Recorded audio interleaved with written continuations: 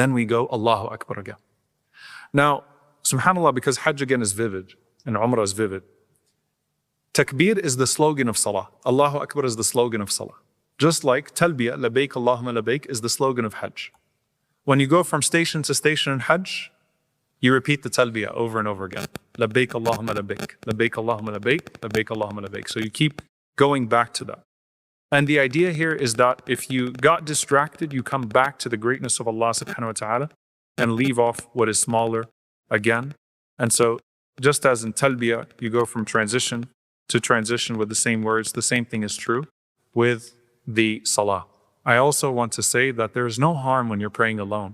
If you got lost somewhere in your Salah, to go back to the point in which you got lost, to recite from where the point you got lost. So if you realize, I got distracted at this point, as a means of training yourself, go back to where you got lost and read that part so long as you haven't gone into the next station.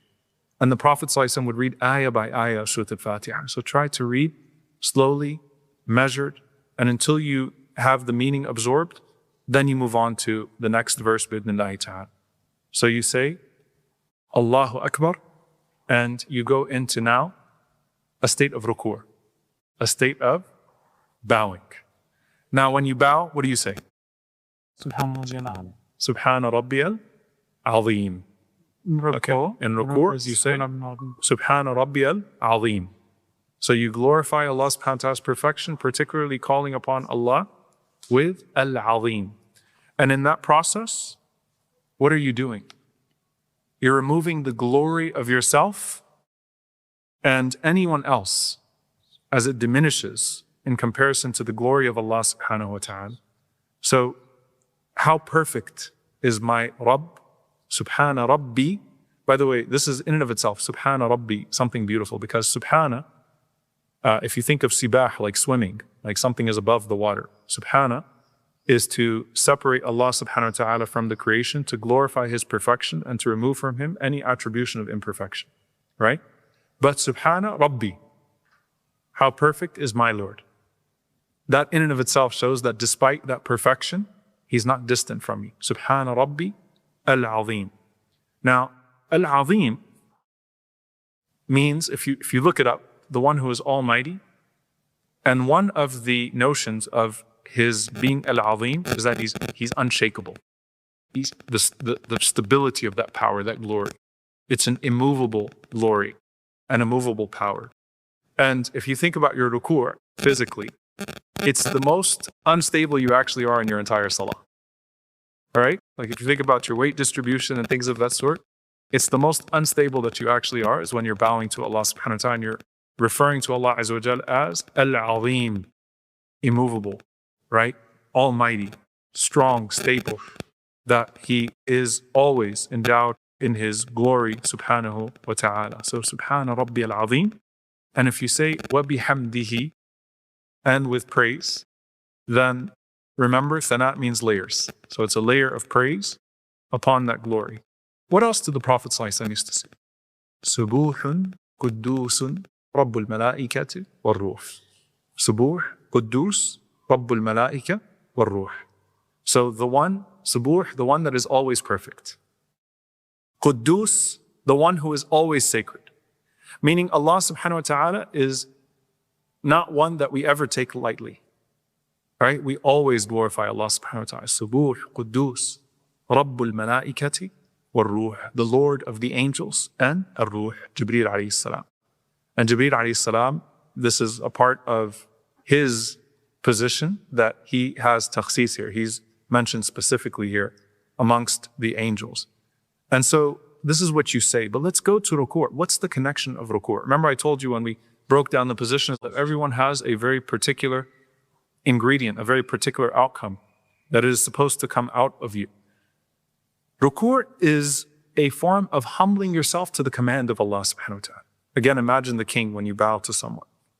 Allah Azza wa Jalla says, وَارْكَعُوا مَعَ الرَّاكِعِينَ. And this is specifically, bow down with those who bow in the capacity of Bani Israel. And if you think about Bani Israel glorified itself and other things, and they sought to diminish Allah subhanahu wa ta'ala by belittling His commands. So Allah Azza wa Jalla mentions ruku' as the opposite here of arrogance towards what He has commanded you to do. right? وَإِذَا قِيلَ لَهُمُ ارْكَعُوا, when they are told to bow, لَا يَرْكَعُونَ, they don't bow. So you bow down in submissiveness to his command, as the scholars mentioned. Also, وَارْكَعُوا مَعَ الرَّاكِعِينَ means pray in jama'ah too, pray in congregation, bow amongst those who bow. It has a very specific connotation here. But you have to see ruku' and sujood both as means of breaking the ego. The whole salah is breaking down the ego, layer by layer, right? Al-Fatiha is breaking part of your ego. Ruku' is breaking part of your ego. Sujood is going to be the ultimate breakage of your ego. And so ruku' is submission to a king who commands you. Sujood is submission to a king who welcomes you. It's actually incredible when you think about how they complement one another.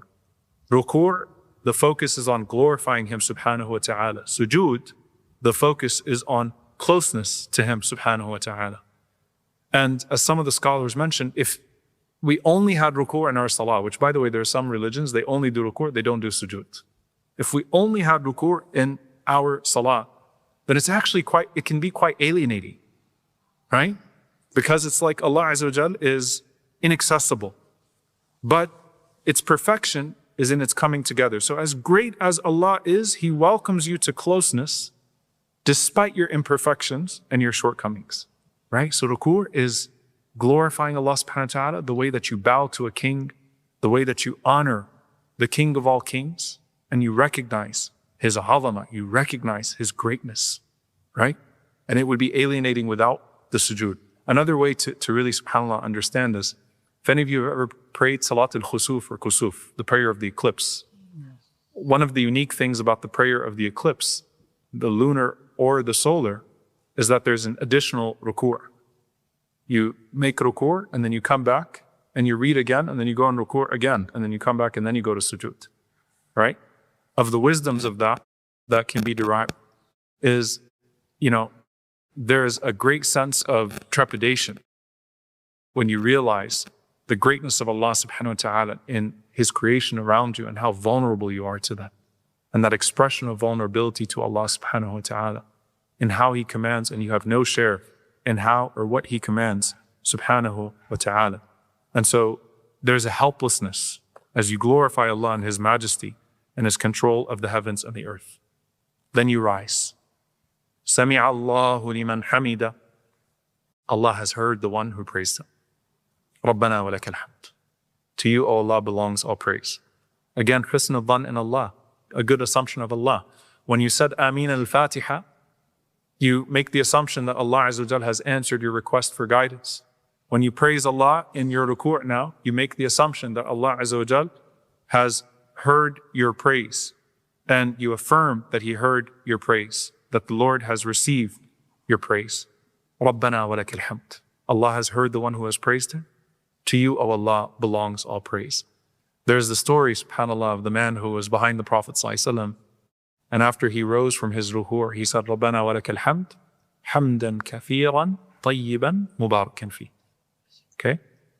And Allah subhanahu wa ta'ala, this is so beautiful.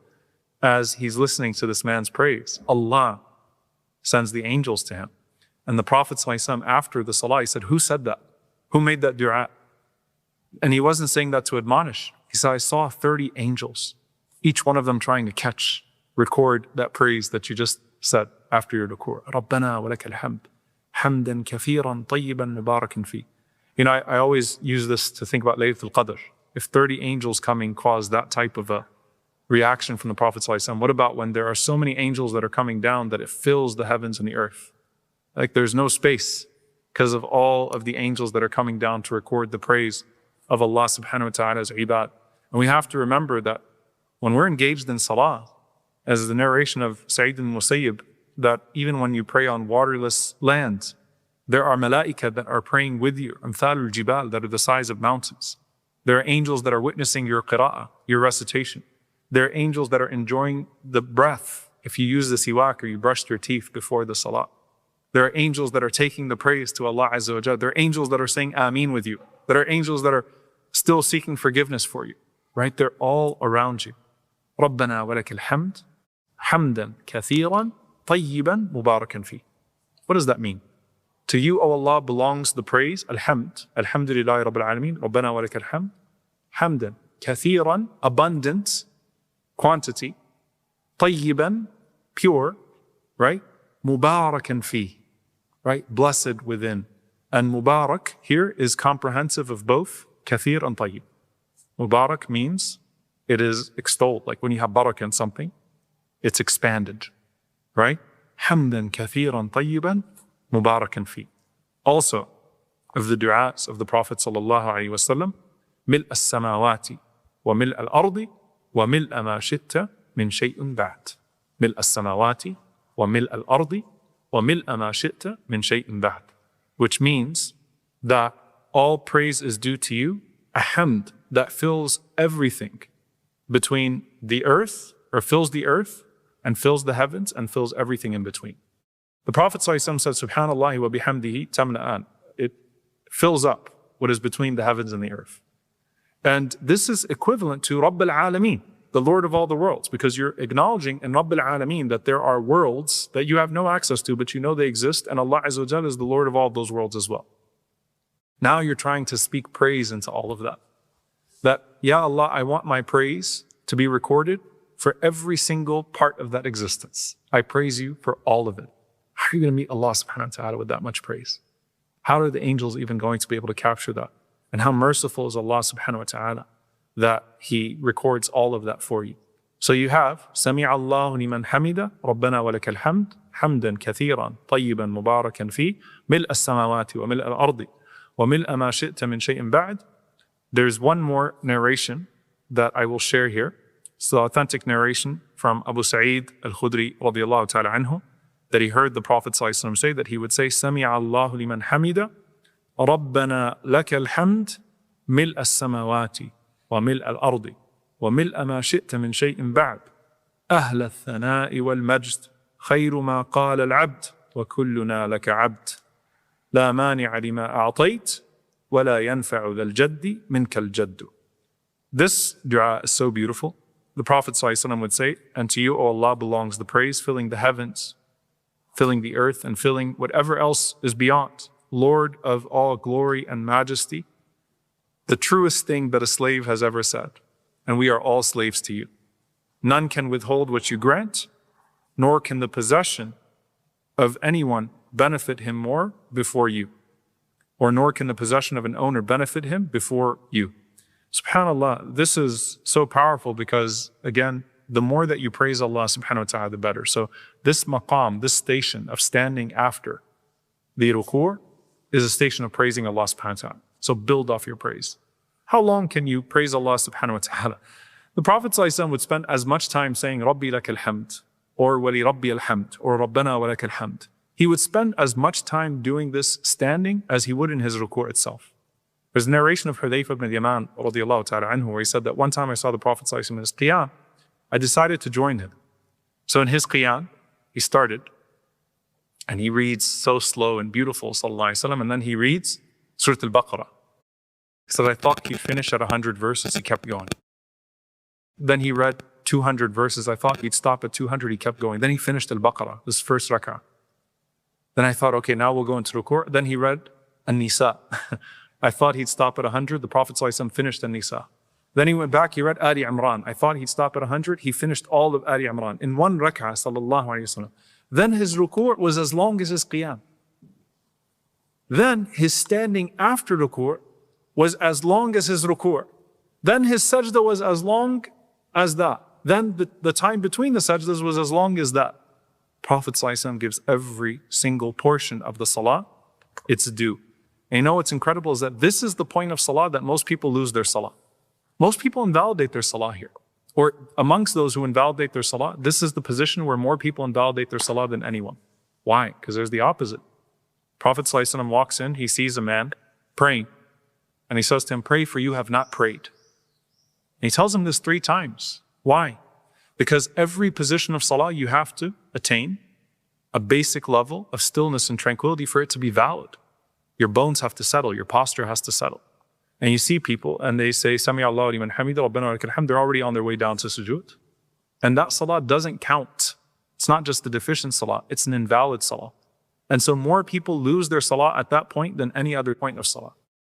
Knowing the azkar protects you from invalidating your salah by jumping straight into sujood. So look at the difference between the Prophet ﷺ, who standing from ruku' was the same as his ruku', and a person who Sami Allahu liman hamidah and then jumps into sujood before saying the proper azkar in this regard. So you have the man who the 30 angels came and tried to record his praise because of the beauty of his praise, and you have a person who the Prophet ﷺ said, your salah did not even count at all. And the Prophet ﷺ said, if you would have died on that salah, then you would have certainly been from the people of hellfire. So this is, when you go back to those 5 categories of Ibn al-Qayyim rahimahullah, this is a person in category 1. Then you go into sujood, as-sajda. And Imam al-Ghazali rahimahullah says, then by his permissions, the permission of His Majesty, you fall into sujood. SubhanAllah, this is a gift that Allah Azza wa Jal grants you that access, that He lets you go into sujood. Now you have bowed to His command, you have acknowledged His Majesty, you have praised Him, wasjud waqtarib. Now you can come close. Now you can prostrate and come close.